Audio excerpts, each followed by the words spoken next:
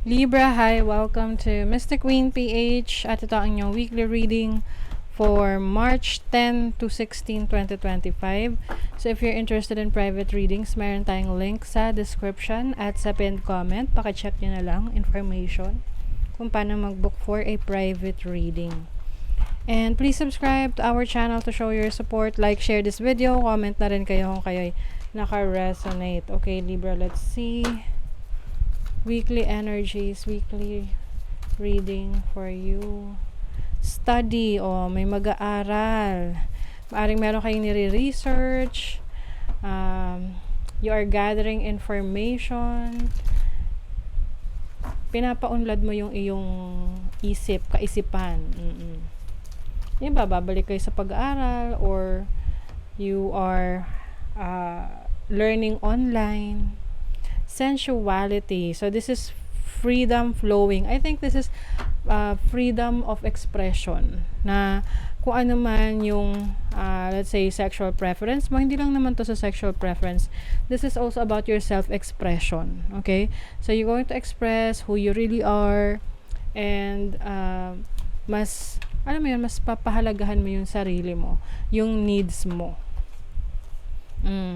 Healing. Yes, you are healing. Healing from within. Pwede rin tong physical healing kung kayo nagkasakit, no? You are going to focus on strengthening your body. This can also mean healing from a past trauma. Overall energy is the Fool. So this is taking risks, new beginnings. Maaring meron kang new beginnings or may mga plano ka and gayon mo na siya sisimulan ngayong week na to. First house, which is about yourself, new beginning about yourself. Pwede tong physical mo, no? Sa physical appearance mo. Parang, let's say, kahit yung pagpapagupit ng buhok, new beginning yan, 'di ba? Or, pag-aayos mo, no? Pag-aayos mo ng iyong pagpapresenta mo sa sarili mo. 'Di ba? Bagong, ang tawag doon, yung pananamit, may pagbabago sa pananamit mo. But this is also you na maglalakas loob, no? Paglalakas ng loob na sumubok ng bago. Your challenge is the 8 of Swords. Ang challenge sa'yo is yung pagda-doubt mo sa sarili mo na hindi mo kaya, 'di ba? Minsan hinisip natin, hindi ko kaya yan, ang hirap ko sa niyan. Or baka ganito yung maging problema, baka ganyan. Pero hindi mo pa nga nasisimulan, nagda-doubt ka na. So yun yung kailangan mong i-release, i-let go, no? I-heal from yourself yung doubt mo sa sarili mo. Then your opportunity is the 9 of Swords. As an opportunity, magkakaroon ka ng realization ng mga bagay na hindi mo na dapat iniisip dahil mas nakakapag-complicate lang ng sitwasyon mo. Yung iba sa inyo, maaring meron kayong ino-overthink na may kinalaman sa pera, may kinalaman sa resources nyo, sa assets ninyo. But with the 9 of Swords here, maaring sa kakaisip mo ng solusyon, talagang mabibigyan mo yan ng solusyon. Yung problema na yan or challenge mo sa finances mo. You also have the opportunity kasi to sell. Maaring meron kang maibibenta na resources mo or assets mo para masolusyonan yung isa mo pang financial struggle or financial problem. Your blessing is the 6 of Cups. So, this can be a blessing of love for some of you if you are looking for a relationship. Pwede rin pakikipag-ayos to, pakikipagbate sa isang taong nakasamaan mo ng loob. If you're single, pwedeng meron kang makikilalang soulmate. And as a blessing, pwedeng meron kang babalikan na dati mong gawain na hindi mo na pagtuunan ng pansin noon at ngayon may time ka na na pagtuunan ng pansin. So, this can be yung dati mong libangan or dati mong trabaho, dati mong business. Ano itong babalikan mo? 11th house. Pangarap mo. 11th house is your hopes, your dreams. Ipupurso mo na yung pangarap mo. You have the Tower. Ayan. Itong the Tower is about overcoming your problems.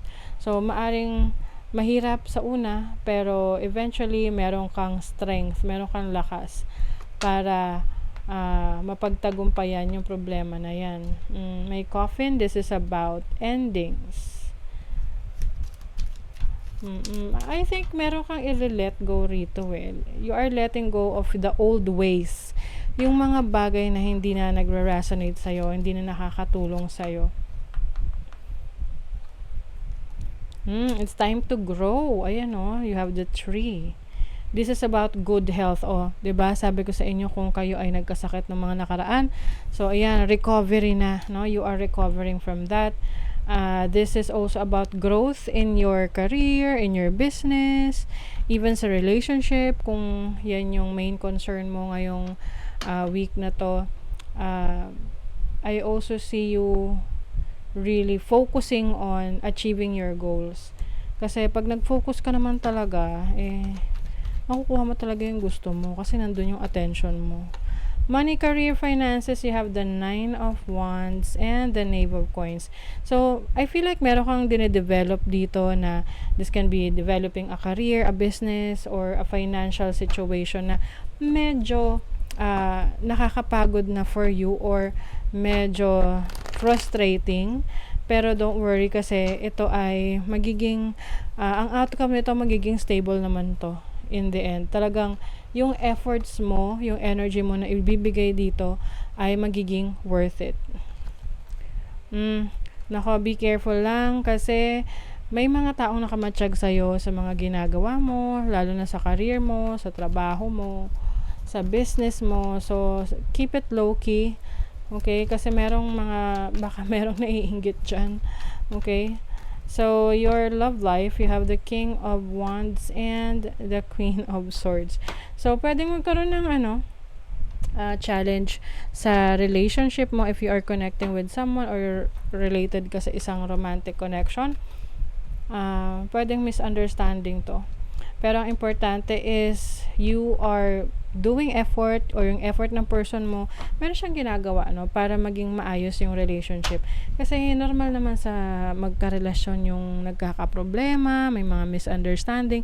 Ang importante is pareho kayo nag-e-effort para sa relationship nyo para mas maging matatag. Kasi meron dito magkaiba ng parang magkaiba ng personality, no? Meron isa na medyo cold, yung isa naman warm.